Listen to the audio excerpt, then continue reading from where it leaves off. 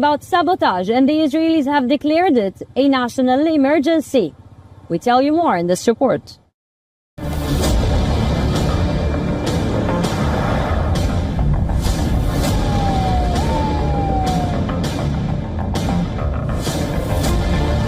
The police told us to turn around and leave.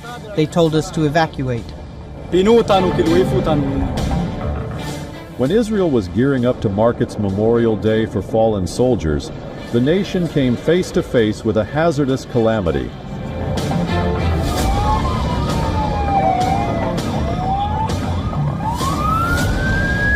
A fire that appeared to envelope a hilltop on the outskirts of Jerusalem quickly spread across central Israel. Israel said